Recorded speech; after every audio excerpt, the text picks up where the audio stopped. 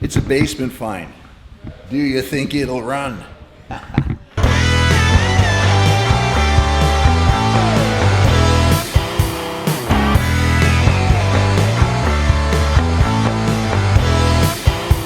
Well, it better run because it's my motorbike. But I haven't been on it for, I don't know, probably 18 months. So I gotta go get some oil, change the oil. I left myself a little sticky note here on the tank. The last time I was here, it says change the oil. So I've got a oil filter that I bought from India, and I'm gonna stick that in, go get some oil downtown at my favorite bike shop. And then I got the battery charging. I've charged it overnight, so hopefully it seems to be taking a charge, although, wow, whatever's on there. They usually don't last, you know, those batteries here in this tropical weather, like they just last no time at all. Just put a new one in my truck, and that was just, what, 3 years old, I think, new battery. And now the Jeep needs one. But I'll get one of those quicker than scat.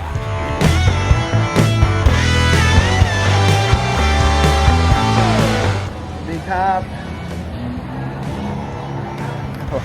เอาน้ำมันเครื่อง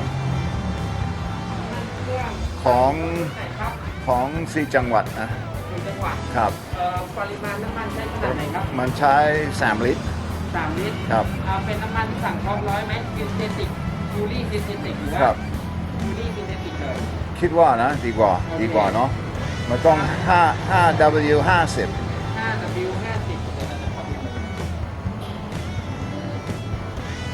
อันนี้รถออโตเมติกหรือว่ารถเกียร์ครับรถเกียร์ครับผมรถเกียร์ถ้าเป็นรถเกียร์เนี่ยผมมีแต่ 10W50 กับ 15W50 นะครับ 10W50 ก็ได้ครับได้เนาะได้ครับเป็นของวาวลีนครับลิตรละ380 บาทครับโอเคเอา3 ลิตร3 ลิตรครับผม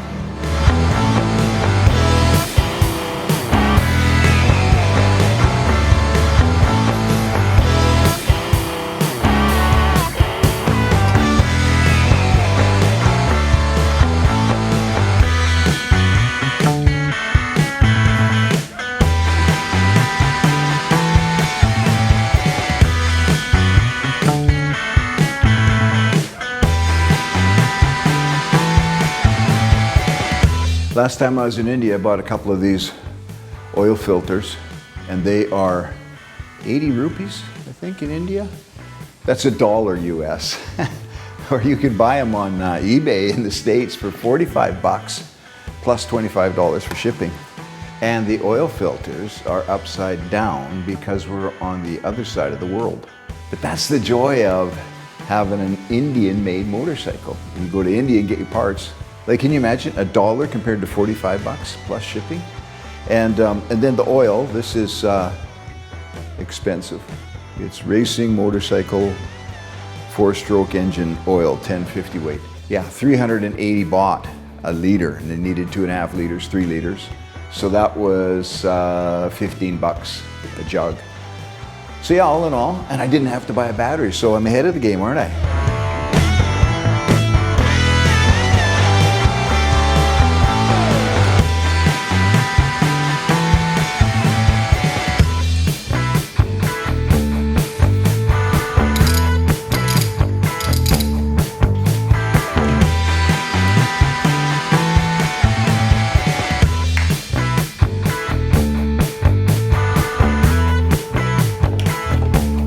This battery's a few years old, and I've charged it overnight, and it seems to be holding the charge a couple of days later, so I'm going to give it a whirl.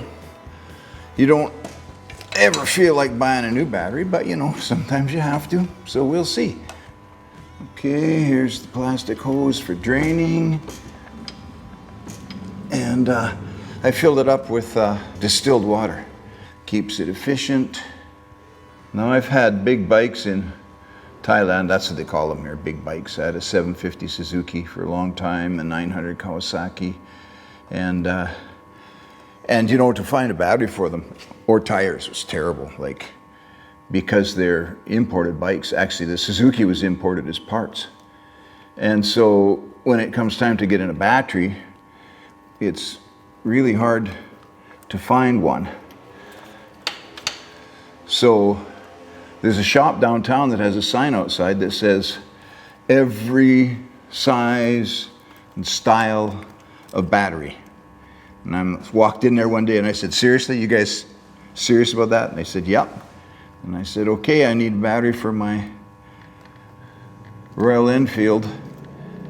And sure enough, they had it.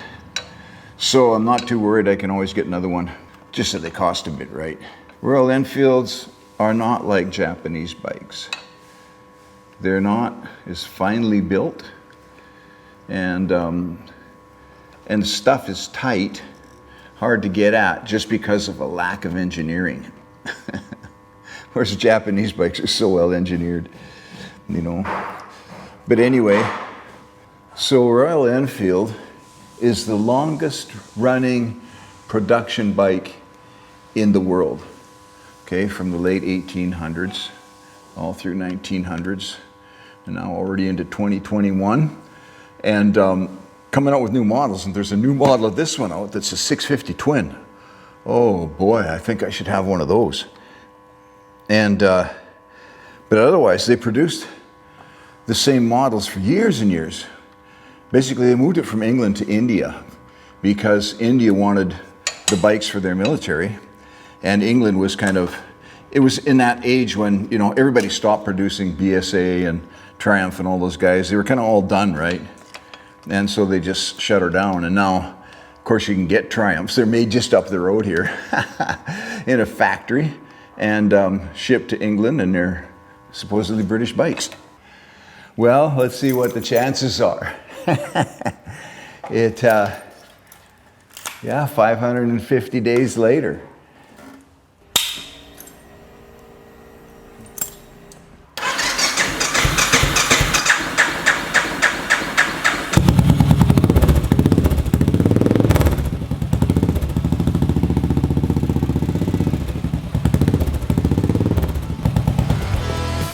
It's always happy when your motorbike starts, I tell you what.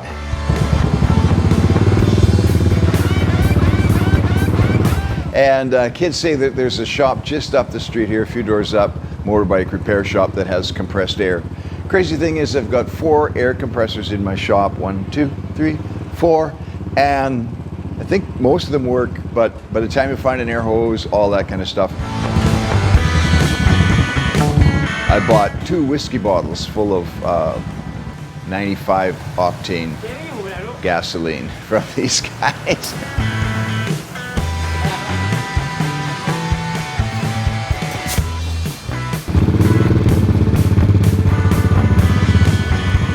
A good scrub down to get the oxidation that kind of clings to anything that's aluminum or chrome or that kind of stuff. The bike actually is quite new. It's only got like 5,000 kilometers on it, and I put 4,000 of those on it myself. What happens is the Royal Enfield dealers in Thailand sell these bikes to some dreamy Thai guys, right, who want to drive a, you know, a cafe racer, right? And they buy it, but then they find out that their feet don't touch the ground. So, like this one, yeah, I had 1,000 kilometers when I bought it, and probably got it for about half price, a little more than half price of a brand new bike. And maybe the trickiest part of all of this is to get the road tax and the public liability insurance renewed. Not expensive, but this one has expired like nearly 2 years ago. It was about to run out when we left the country, and didn't get a chance to renew it then, and so then it lapsed. So yeah, so we take it down to these private companies that are actually connected. Now, seriously, actually connected by wire to the central government in Bangkok or Brussels or somewhere, I don't know. And so they can't cheat anymore because these are private companies, right? They're like, yeah, that's good enough. So I pull in here and they hook everything up, and there's a camera that's watching this whole thing that somebody in some central headquarters is watching or can watch. And they put the decibel meter up against the muffler, and it's, no, it's way too loud.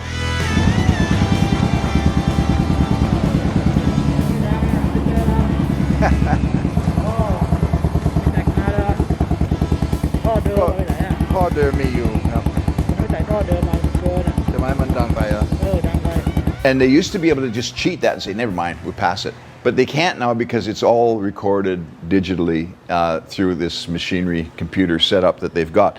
So the guy says, no, you're going to have to go home and put the original pipe back on. Well, the pipe I've been using is just this little, like, weighs nothing. And the original pipe, well, it weighs as much as a pillion rider, you know, like, it's heavy. And so, anyway, got that done, got back there again, and it's still too loud. But watch this, the guy puts a rag over the end and hits the button, taps the decibel meter a couple times, and somehow they fudge that through because he knows that, well, you know, it's the original pipe. Like, the bike was actually licensed and legal in Thailand with that setup, so it's got to be able to work. Anyway, we got that done, paid our, what was it, about 1,000 baht, I guess, and they will actually take the license book to the motor vehicle division and deal with all that hassle, which is a good thing because otherwise I'd be standing in line for hours.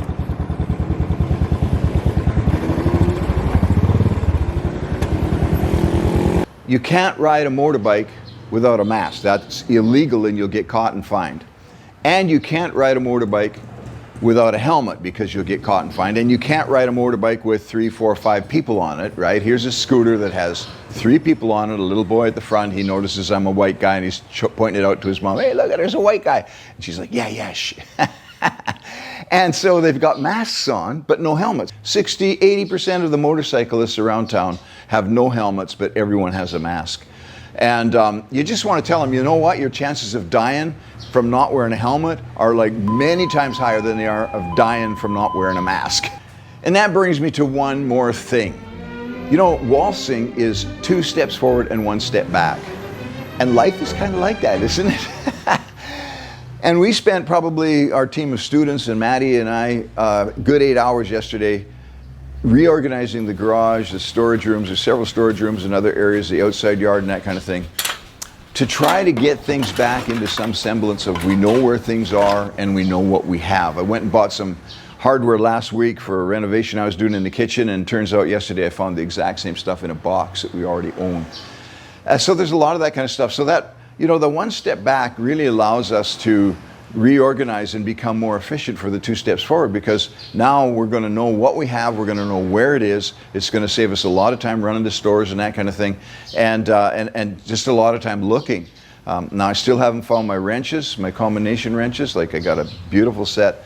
Yeah, who knows, eh? Maybe they're in the other building or something or whatever, but anyway, my wife begins to teach tomorrow. She's upstairs right now on the 2nd floor, rejuvenating the room that 2 years ago, pre-COVID, was our classroom. And since then, it's just been a room. And we had to get a window that was broken fixed. And then now she's mopping and cleaning and putting chairs and tables back in there so that she can take off on Monday morning with a new course on new creation realities. And so, yeah, so keep pushing, you know, and don't worry about having to take a step backwards once in a while, because it increases your efficiency and your momentum for the 2 steps forward. So may your this week be a 2 step forward week.